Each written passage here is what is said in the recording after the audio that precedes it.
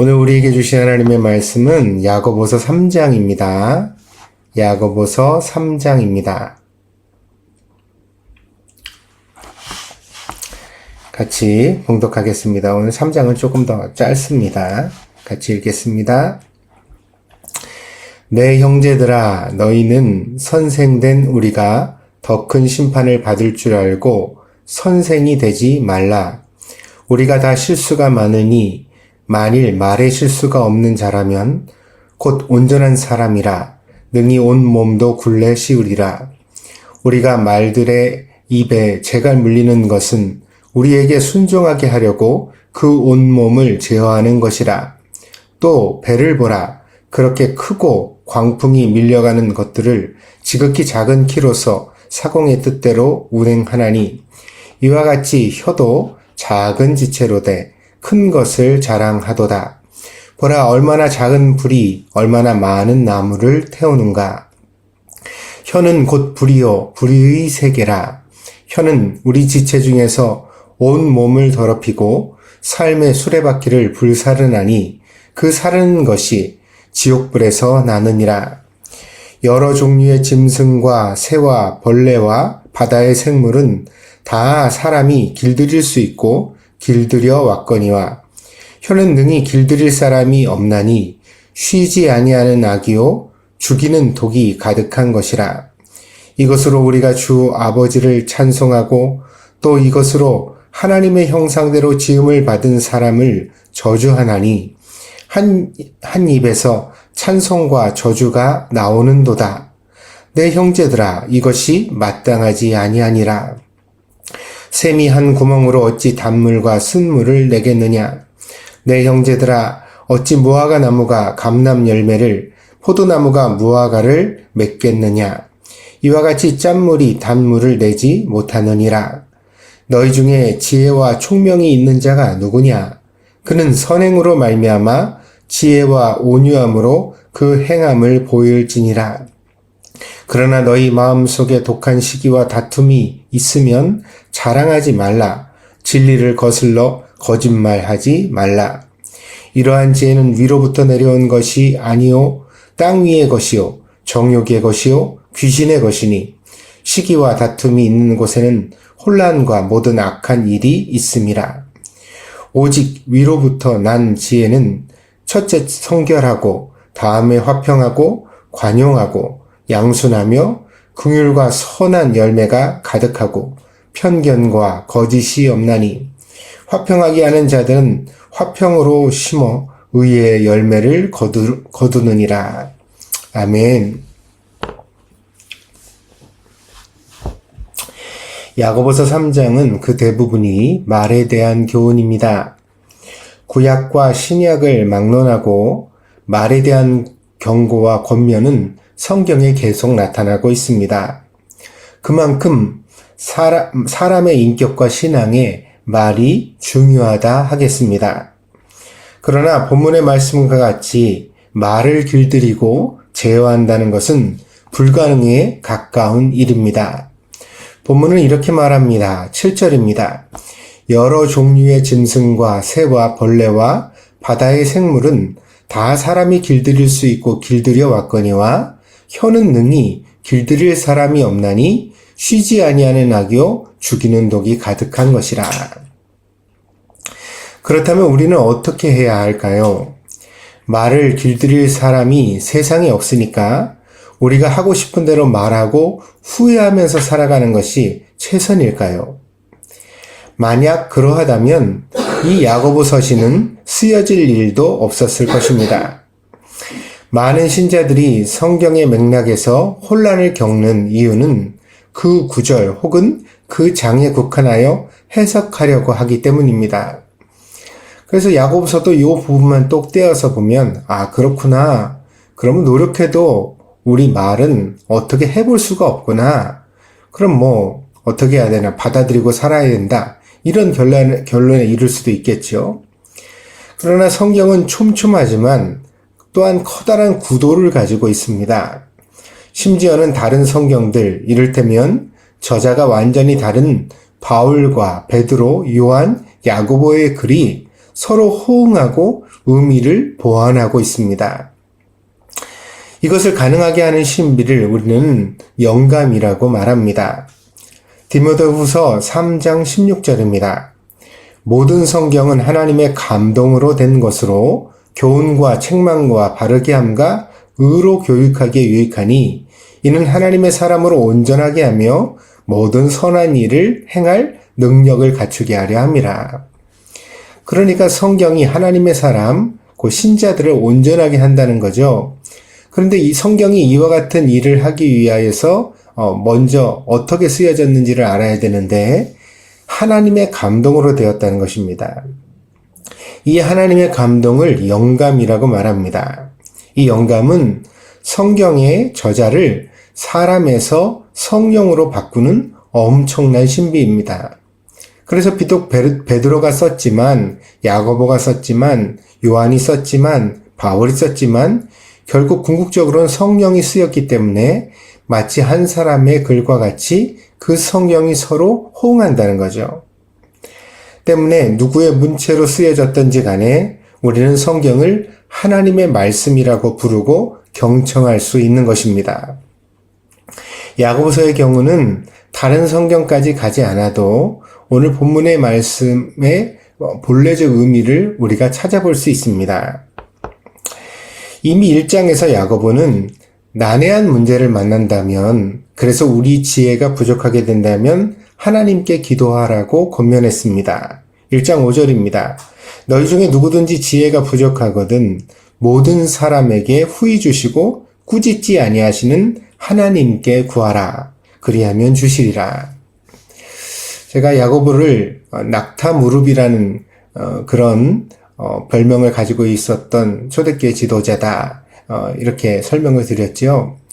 예수님의 12제자는 아니지만 사도라는 범주에 이 야고보를 넣기도 합니다.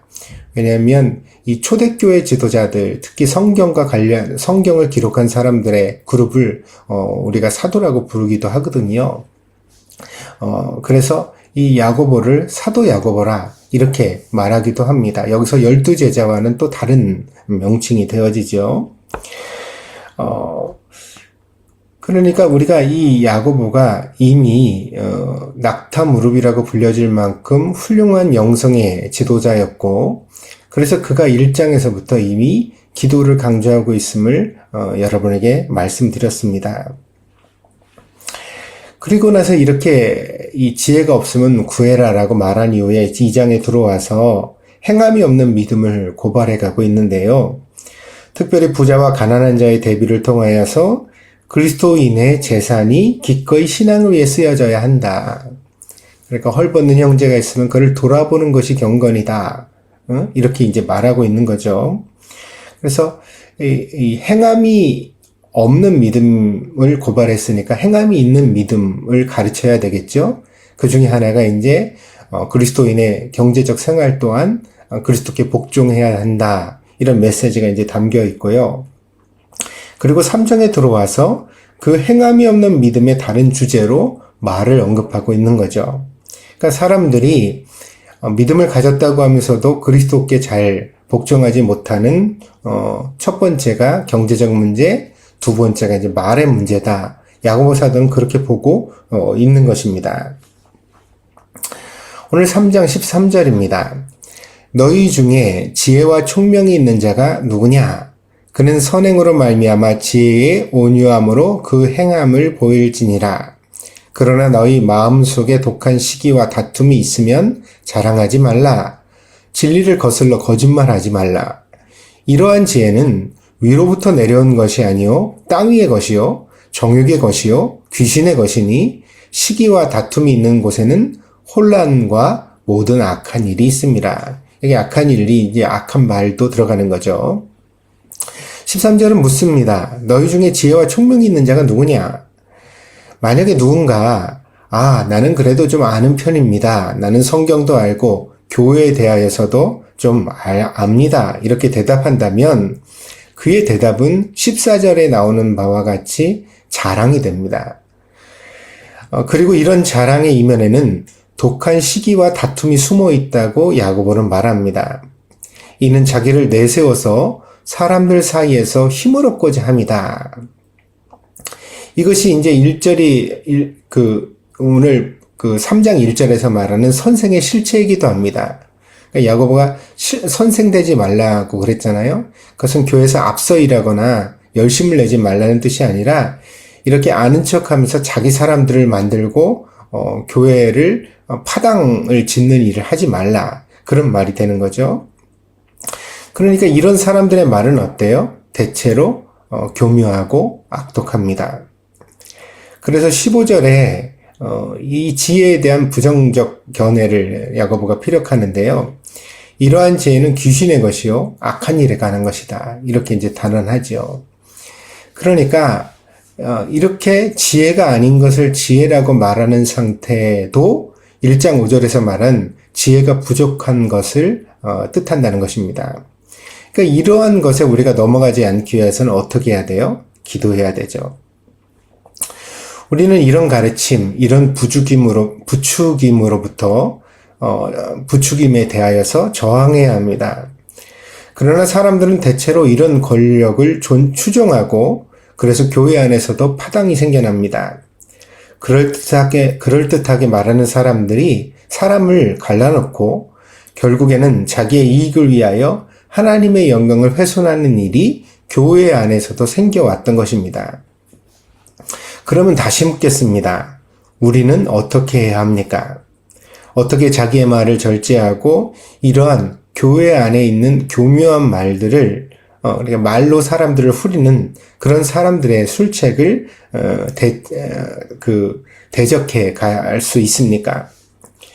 야고보는 이미 1장에서 우리에게 답을 말해준 것입니다. 그래서 이 야고보서는 두 갈씩이죠. 뭐냐면 교회 안에 여러 가지 복잡한 문제를 만나게 된다면 그걸 자기 지혜로 내 생각으로 풀 수 있다고 여기지 말고 기도하라.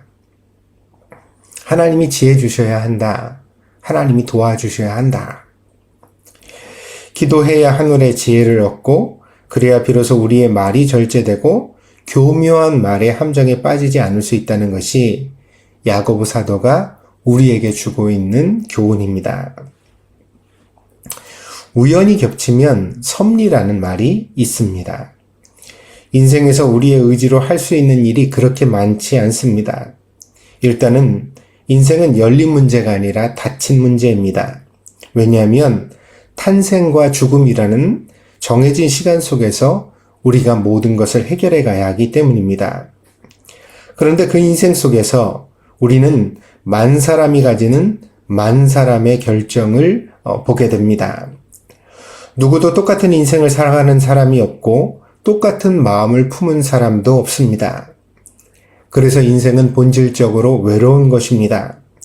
아무리 부부라도, 아무리 부모와 자식이라도 완전한 이해는 서로 불가능합니다. 자, 그렇다면 이 인생에서 누가 나를 도와줄 수 있겠습니까? 누가 내 문제를 같이 고민하고 함께 해답을 찾고 그 길을 동행해 줄 수 있겠습니까? 아무도 없습니다. 오직 예수님밖에는 없습니다. 예수님만 우리의 구주가 되셔서 나의 작은 신음에도 응답하시고 부족함에 지혜를 채워주시고 나의 성격을 다독거려 길들여 주실 수 있는 것입니다.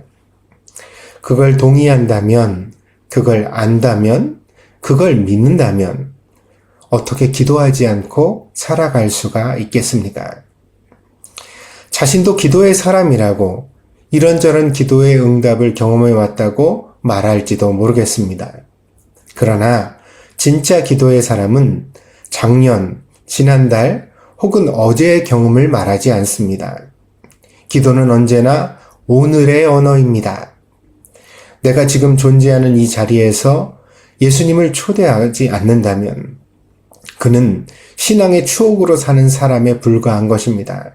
그래서 그는 기도의 사람일 수 없습니다. 기도는 우리의 말을 바꿉니다. 말을 바꾸지 못하는 기도는 무언가 잘못된 것입니다. 왜냐하면 말이 곧 그 사람이기 때문입니다. 남이 듣는 말이든 남이 듣지 않는 혼잣말이든 간에 모든 언어에는 의미가 실려 있고 그 의미가 곧 그 사람이 누구인지를 드러내고 있습니다. 그러므로 말의 함정을 조심하십시오. 말을 거룩하게 만들어 가십시오. 말을 듣고 이해할 때는 언제나 먼저 기도라는 필터를 통해 그것을 하려고 노력해 보십시오. 왜 바울이 신자들에게 쉬지 말고 기도하라고 교훈했는지를 이해할 수 있을 것입니다. 여러분의 기도가 여러분의 생각을 지배하고 여러분의 언어를 길들일 수 있기를 축복합니다. 기도하겠습니다. 하나님 은혜와 사랑을 감사드립니다. 오늘도 이 아침에 우리가 주의 말씀을 펴고 우리의 언어 생활을 돌아보게 됩니다. 행함이 없는 믿음은 죽은 믿음이라고 했는데 그러면 우리 믿음은 우리의 말을 길들이고 있습니까? 나는 그것을 할 수 없지만 그리스도는 능히 그것을 길들일 수 있는 줄 믿습니다. 그렇다면 나는 주님 앞에, 나의 예수님 앞에 나의 혀를, 언어를, 입을 의탁해 드리고 있습니까? 하나님의 말씀을 통해 나의 말을 훈련하고 바꾸고 있습니까? 주님, 이 아침에 우리가 다시 한번 깨닫게 하여 주시고 주의 말씀의 능력을 붙잡게 하여 주시옵소서. 하나님의 말씀이 성령의 감동으로 되어진 것이라고 하셨사오니 이 말씀을 듣고 깨닫는 이 시간에도 성령의 감동을 통하여 이 말씀이 우리에게 적용되게 하여 주시옵소서. 그리하여 말씀이 육신이 되셨던 예수님처럼 우리도 말씀을 듣기만 하는 자가 아니라 말씀을 인생으로 살아내는 자가 될 수 있도록 주님, 우리를 변화시켜 주시옵소서. 그리스도인 되게 하여 주시옵소서. 하나님의 자녀답게 진정 성장해 갈 수 있도록 주님 우리를 인도하여 주시옵소서. 이 아침에도 이를 위하여 우리의 기도가 간절하기를 원합니다. 주님, 우리의 기도 속에 진심이 담겨지게 하시고 성령의 능력이 나타나게 하여 주시옵소서. 감사를 드리며 예수님의 이름으로 기도하였습니다. 아멘.